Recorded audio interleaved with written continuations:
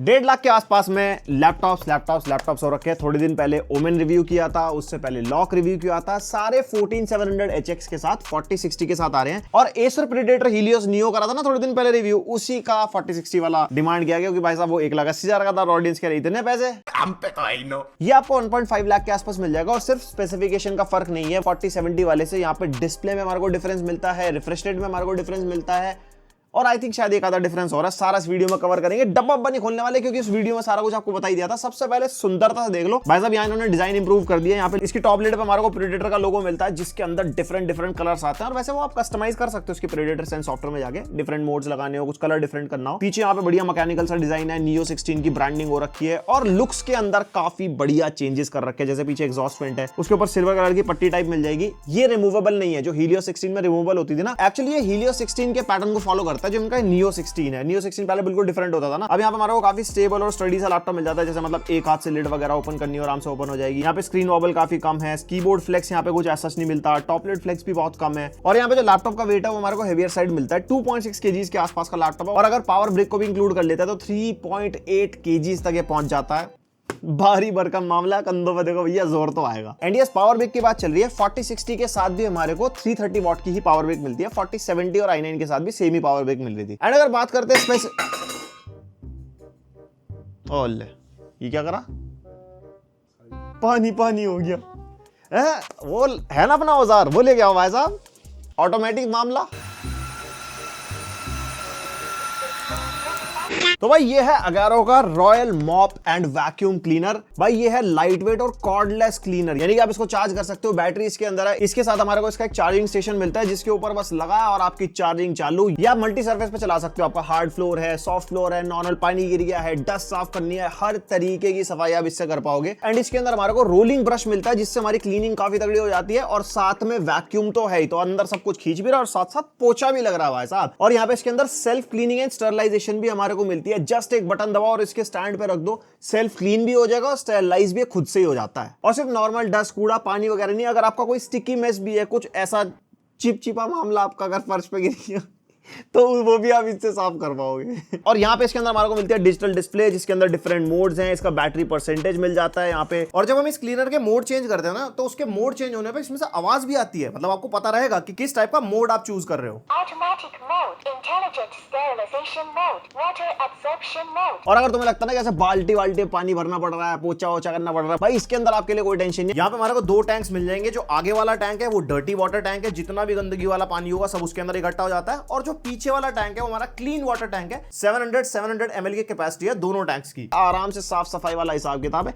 एक ही चीज हाथ में लेके घूमते रहो। और जैसे कि बैटरी वाली आइटम है, इसके अंदर आपको 4000 mAh की बैटरी मिलती है, जिसका रन टाइम आपको 38 मिनट्स तक का मिल जाएगा। एंड चार्ज होने में 4 to 4.5 आवर्स ये लेता है। और भाई ये आता है 2 इयर्स की वारंटी के साथ। तो अगर आपको भी साफ सफाई का फुल ध्यान रखना होता है और आपको ऑटोमेटिक मामला चाहिए, ज्यादा टेंशन नहीं लेनी, तो ये आप चेकआउट कर सकते हो। लिंक दे दूंगा डिस्क्रिप्शन में। एंड अगर आप बात करते हैं इस लैपटॉप की, तो ये आता है Intel Core i7 14700HX processor के साथ, जो हमारा 20 कोर्स 28 थ्रेड्स वाला प्रोसेसर है। 8 P कोर्स मिलता है इसके अंदर, 12 E कोर्स मिलता है। NVIDIA RTX 4060 मिल जाएगा, 140 वॉट TGP वाला, 8 GB VRAM के साथ आता है। एंड NVIDIA 4000 सीरीज के लिए फिर से बता देता हूं, स्पेसिफिकली 4050 एंड 4060 के लिए 100-110 वॉट से ये ऊपर नहीं जाते। बहुत लोग आज भी कहते हैं भैया तुम 140 बोलते हो, जाते नहीं।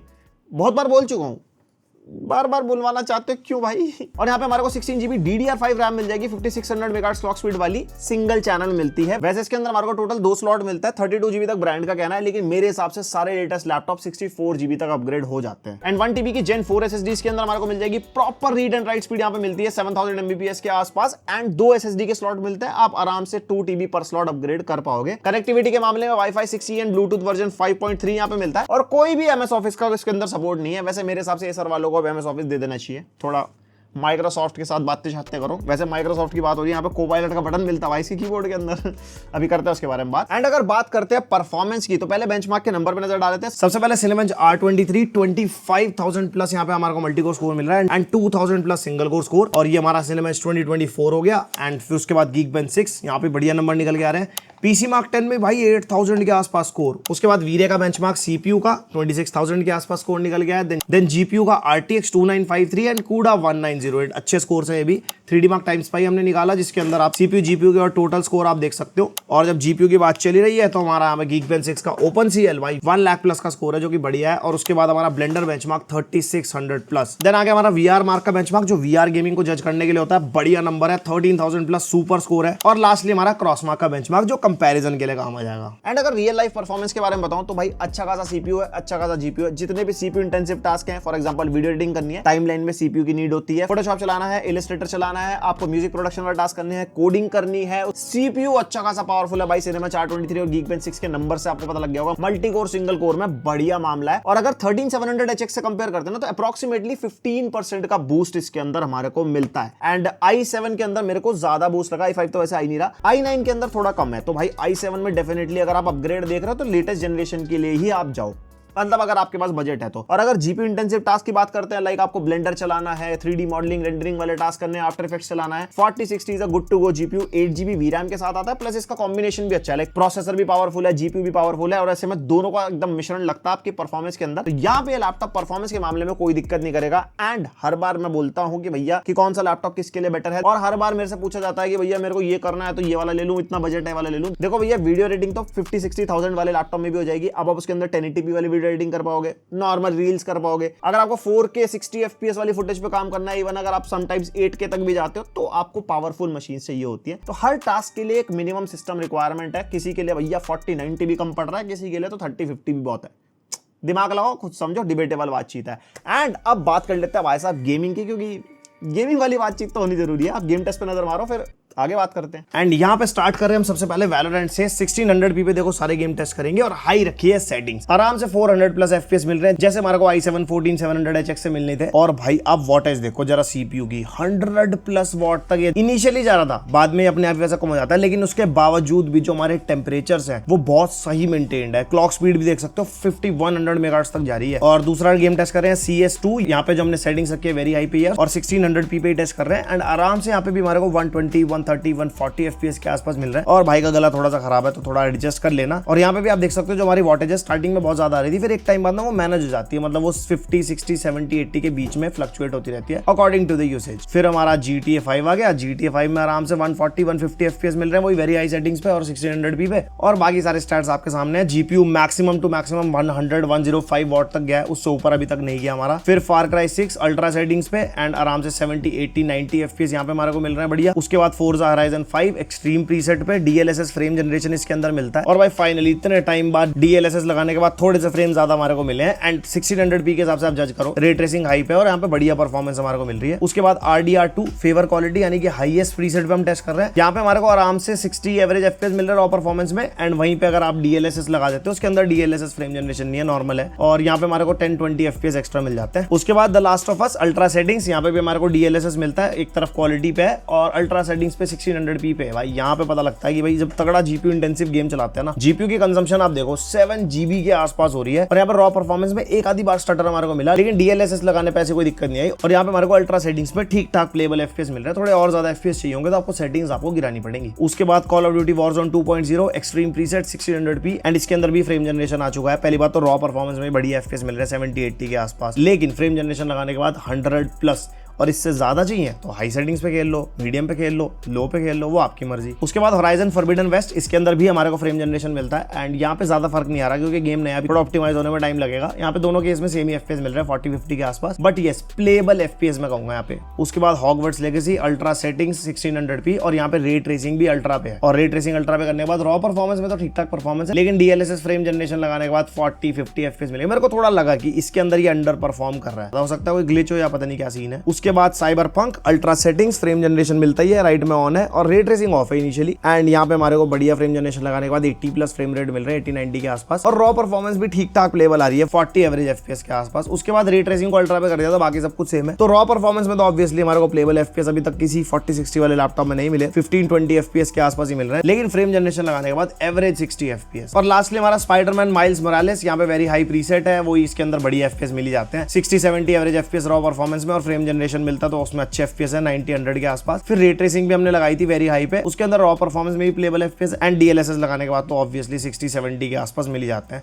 तो ओवरऑल अगर इसकी गेमिंग परफॉर्मेंस को इंक्लूड करते हैं तो 1600p पे हाई टू अल्ट्रा प्रीसेट पे आप सारे गेम्स खेल सकते हो AAA टाइटल। फ्यूचर में GTA 6 वगैरह आएगा, जहां तक मुझे लगता है इस लैपटॉप पे मीडियम प्रीसेट पे चल जाना चाहिए, बाकी आएगा तो हम टेस्ट करेंगे। और ये लैपटॉप आता भाई फुल साइज के कीबोर्ड के साथ, बिकॉज हमारा 16 इंचेस का लैपटॉप है, नमपैड इंक्लूडेड है। नमपैड के ऊपर हमारे को प्रेडेटर का बटन मिल जाता है, एकदम on the go predator sense software आपको खोलना हो। यहाँ पे को पायलट की भी मिलती है, ऑन द गो को पायलट से आपको बातें शातें करनी हो, एकदम भैया लैपटॉप को कंट्रोल करना हो, किसी PDF को आपको समराइज करना हो, किसी वेबसाइट को समराइज करना है, बहुत सारी चीजें। एक वीडियो बनाई है मैंने को पायलट के ऊपर ना, ये वाली वीडियो आपके सामने आ रही होगी, आप ये जाकर चेकआउट करना। इसके अंदर को पायलट का टाइम स्टैम्प चेक करना, भाई पूरा यूज केस दिखाया और बहुत सही तरीके से काम आता है। मतलब स्टूडेंट्स और प्रोफेशनल के लिए तो तोहफा है ये। बाकी आप यूज करते हो तो मेरे को बताना कमेंट्स में कि को पायलट आपके कहां काम आया है। और यहाँ पे 1.5 mm का की ट्रैवल मिलता है, 4 जोन RGB कीबोर्ड है, लाइट वाइट बढ़िया मिलती है, typing experience is also good and ये RGB आप कस्टमाइज कर सकते हो प्रेडेटर सेंस सॉफ्टवेयर में जाके, जोन वाइज हो जाती है, पर की RGB नहीं है इसके अंदर। एंड यहाँ पे जो ट्रैक पैड है मीडियम साइज का ट्रैक पैड मिलता है, फुली क्लिकेबल वाला है, स्मूथ है चलने में, इसके अंदर भी कोई ऐसी दिक्कत नहीं है, मल्टी जेस्चर वगैरह को भी सपोर्ट करता है। पोर्ट्स के मामले में यहाँ पे राइट साइड में हमारे को एक USB 3.2 Gen 2 type A port मिलता है, जो हमारा पावर ऑफ चार्जिंग वाला भी है। लैपटॉप आपका ऑफ भी होगा तब भी फोन को आउटपुट ये देता है। और एक और दूसरा USB 3.2 Gen 1 type A port है और एक Kensington लॉग यहाँ पे हमारे को मिल जाएगा। एंड बाकी पोर्ट्स लेफ्ट में RJ45 LAN पोर्ट, एक USB 3.2 Gen 1 type A port, एक माइक्रो SD कार्ड का स्लॉट भी है और इसके अंदर 1 TB का SD कार्ड मैंने डाला था, आराम से चल रहा था। ये एक्सपेंशन की तरह यूज हो सकता है। फॉर एग्जांपल आपकी स्टोरेज कम बढ़ रही है, इसके अंदर डाल लो, डॉक्यूमेंट्स मूवीज वगैरह है वो। और लास्ट वीडियो मेरे मुंह से निकल गया था कि भैया इसके अंदर SD कार्ड का स्लॉट है, लास्ट जनरेशन में नहीं था, तो भैया वो मेरे से गलती से निकल गया था, मैंने ध्यान नहीं दिया एक्साइटमेंट के अंदर। और यहाँ पे मिलता है हमारे को एक हेडफोन माइक जैक का कॉम्बो और बाकी सारे छेदों का प्रबंध कर रखा है पीछे। 2 तो मिल जाएंगे यहाँ पे हमारे को थंडरबोल्ट 4 के पोर्ट, जो पावर डिलीवरी को भी सपोर्ट करते हैं, डिस्प्ले आउटपुट को भी सपोर्ट करते हैं।